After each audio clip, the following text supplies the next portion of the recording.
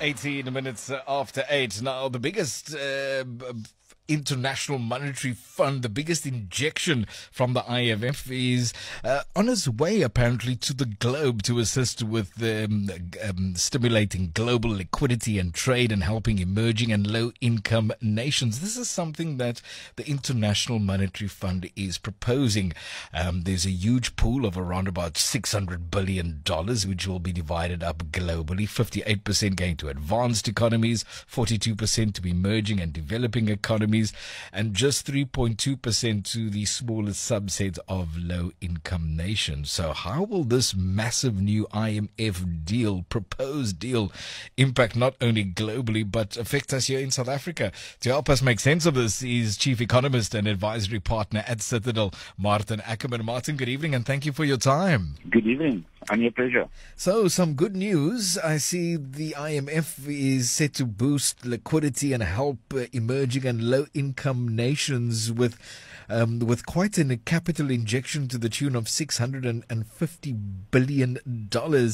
Yeah, so we need to, this is actually the IMF and also the United States that actually, as a result of the pandemic, requested that more liquidity is being provided to some of the poorer countries. You know that some of the developed markets, they are able to continue with stimulus, as we've seen in the US. That's definitely helping them to recover from the pandemic, but that's unfortunately not the same for many other countries. So at the moment, this is only a proposal which is going to the IMF, and we'll probably hear by October whether it's been approved. Okay. But how it works is that is the amount that they are targeting, and that will then be proportionate to the different countries. So in terms of South Africa specifically, that boils down to about 60 billion rands, let's put it in rands, that will be available to us to tap into if need be. You suggested earlier that it was the US who wanted the IMF to do more to assist particularly low-income nations struggling to recover from COVID-19. Why wasn't this pressure, for example, put on the IMF in the previous administration in the US? Yeah, I think, the IMF obviously last year, even under the old administration, did come forward with a lot of special loans, and we specifically received one of those as well, which was specific to alleviating the pressure during the crisis. So I think now it is realizing that, we probably will need more, and we know that most of those countries can't afford a second round. And that's probably why it's on the table. So the critique was that the IMF is probably not proactive enough to actually help their members. So just again to keep in mind how this basically works, to put it very simply, it's almost like an overdraft facility at your bank. So we will have the access to that 60 billion rand. We don't need to use that if we don't need it. It will come at an interest rate. It's a very low interest rate, but it is a hard currency dollar interest rate. So if the currency, the rand, weakens, then actually our interest payments increase. One benefit is that, there's no specific requirements for us to tap into those reserves, whereas with any other IMF loan, there's very strict requirements in terms of, for example, your fiscal targets and where you need to cut back on your expenses so that they're well aware that you will be able to service your debt. So all in all, I think there will probably be an indirect impact on SA more than a direct impact.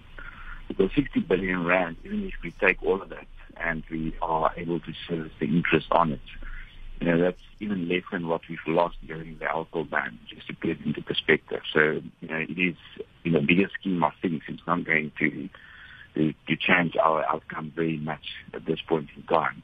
But indirectly, if more and more countries can actually, by means of such a facility, be able to get traction and get back to normality sooner, and global trade picks up as a result of that, that will definitely help South Africa as well. So it's not just a SA story, it's what it can imply or mean for the rest of the world as well to get back to business sooner than expected. But for South Africa to gain real benefit from this, as you described there, Maarten, many other nations will have to take up this money, and hopefully global trade will be positively impacted by that then.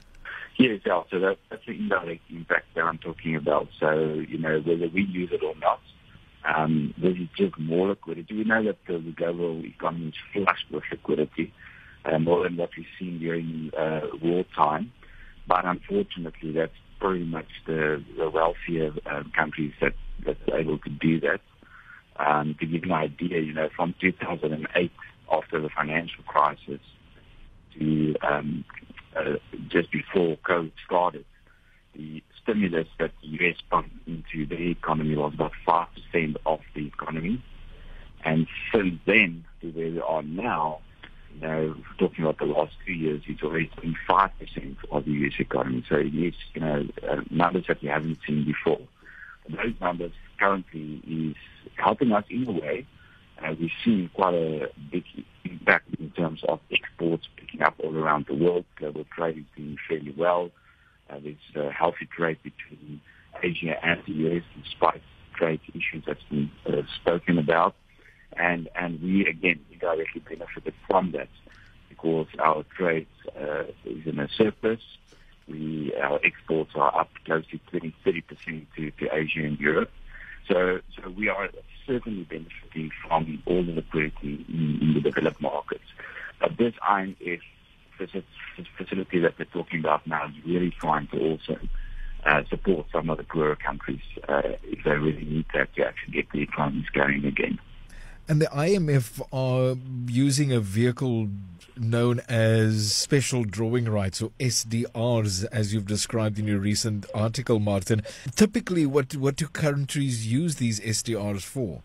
Yeah, the special drawing right is in all the hard currencies. So again, that's why I've said for the listener, for instance, like overdraft at the bank, they give you a drawing right amount at IMF. In our case now, that the additional one that they're talking about is about 50 billion rand. Yeah.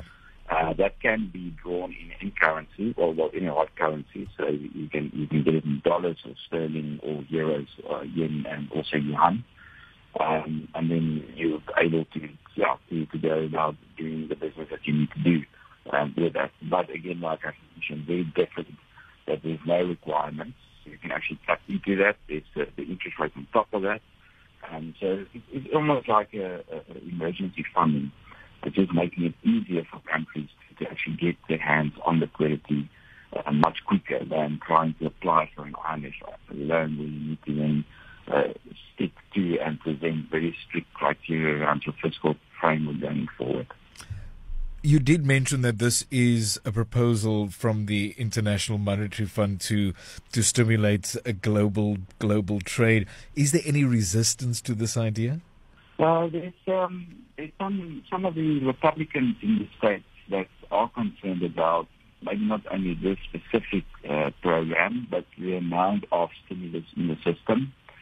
The $2 trillion in the U.S. has been announced, during the course of last quarter. They're talking about another infrastructure development plan.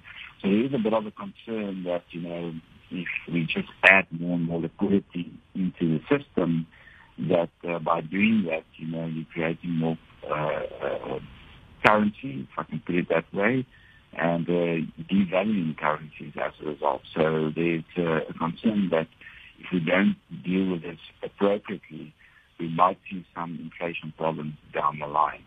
That's not an immediate problem, but it can be something that surfaces in the next 2 to 3 years.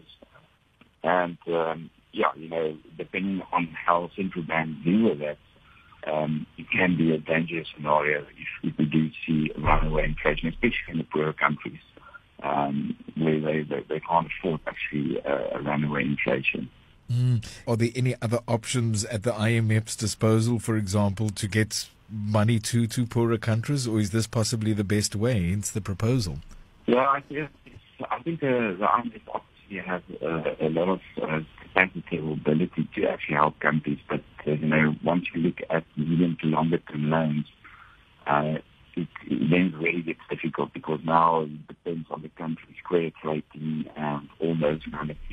they will be able to get their hands on that funding. So this, again, is probably the easiest way for them to at least provide some liquidity that is readily available. It is not very expensive, and a country can then, without any specific requirement, actually get their hands on that liquidity.